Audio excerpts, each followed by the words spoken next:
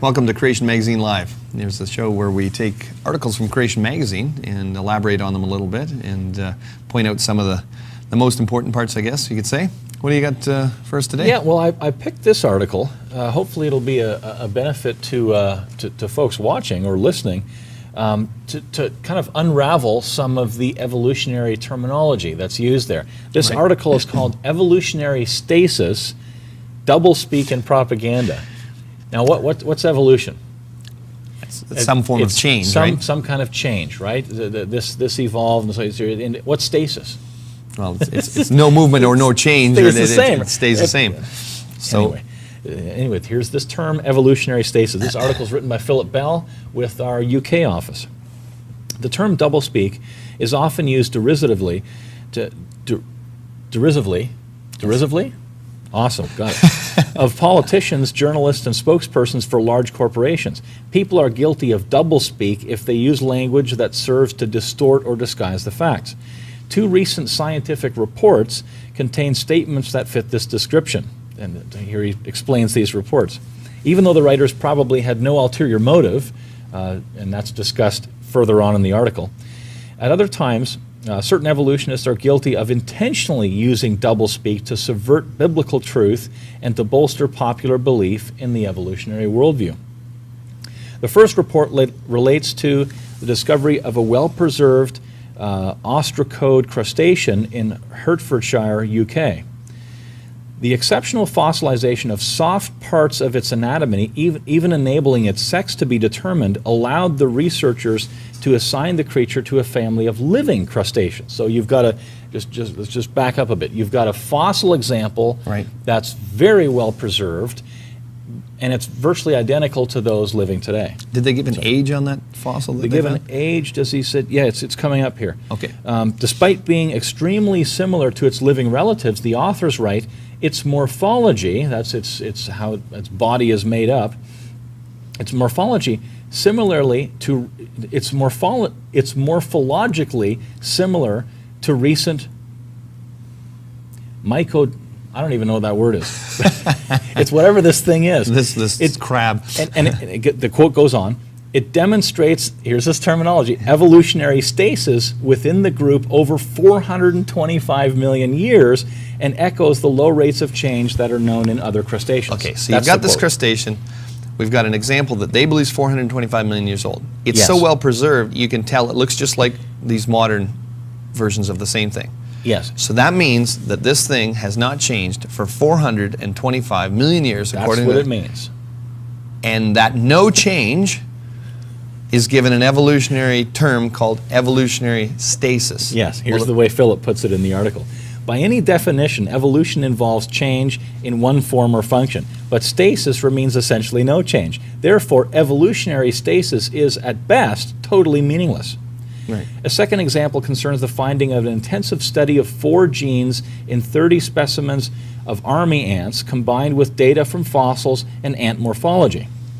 The ant species anatomy and behavior were so similar that the American researcher concluded that all army ants must have come from a single source. All right? Previously, scientists thought that ants originated several times on different continents, believing that the army ant ancestor lived around 100 million years ago. The author even included the term evolutionary stasis in the title of his paper. But surely all this shows that army ants have always been army ants. Well, this is kind of silly because, yeah, it makes sense that evolutionists would believe these things would, evolve, let's say, on different continents or whatever, because that's what they believe their mechanisms can do. But the creationist says, no. It's not like the classic Darwinian drawing where you start with one thing and it turns into all different things. Ours is like an orchard, right? Where rather than a tree, you have an orchard. Yeah, right. Biblical kinds. You start with one kind, and sure, it through natural selection and different processes, you can get variations of the same kind, which is exactly what they're describing there. So again, this totally fits with biblical creation. It does. With what our model is. Philip is just highlighting the terminology that's being used by evolutionists here. In both cases, the authors note the lack of evolution, or the lack of change, he has here in brackets, between fossil and living forms over an alleged time span of hundreds of millions of years, and then blithely attribute this to evolution. Right. an oxymoron, if there ever was one, Philip says. So there's been no evolution, but because we're explaining things through an evolutionary lens, we're going to use terminology that somehow slips evolution into the back door, but there's no evolution. Yes, yeah. A theory that supposedly explains even contradictory observations, in this case change and no change in fossils, is in reality explains nothing at all. Right. This type of loose thinking has become commonplace among people who speculate about evolutionary origins. Right. So you've got this interesting terminology that evolutionists are using to explain things that are contradictory to evolution. Right. If they're not changing, it's not evolution. Interesting. And he goes on to mention a number of other things. In previous examples, it is unlikely that the writers were consciously aware of any contradiction in their use of words, and so were not seeking to deceive the reader. They were simply being consistent with their worldview, as we've said many times. Yeah. They would probably argue that the rate of change in creatures concerned was so slow that it was imperceptible, but that there was a constant interaction between the organisms and their environment. Nevertheless, the evolutionary spin undoubtedly deceives many readers, albeit intentionally. We're not suggesting that they were intentionally deceiving people, into thinking that stasis, or no change, is evidence for evolution. Change, right?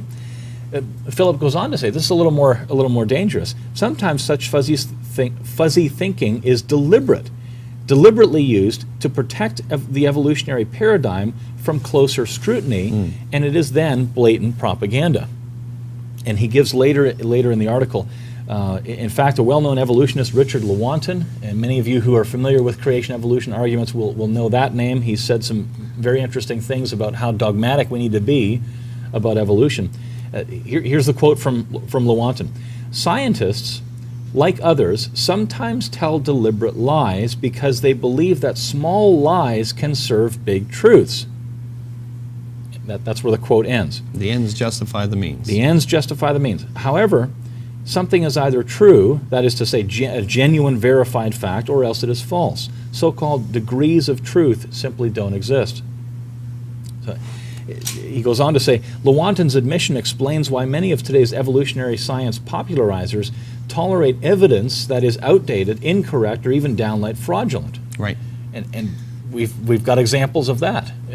Fraudulent evidences being still being used in textbooks. Yes. Things like embryo drawings that are still in, that were forged from the 1800s. Yeah, and still in textbooks today. Yes. Yeah.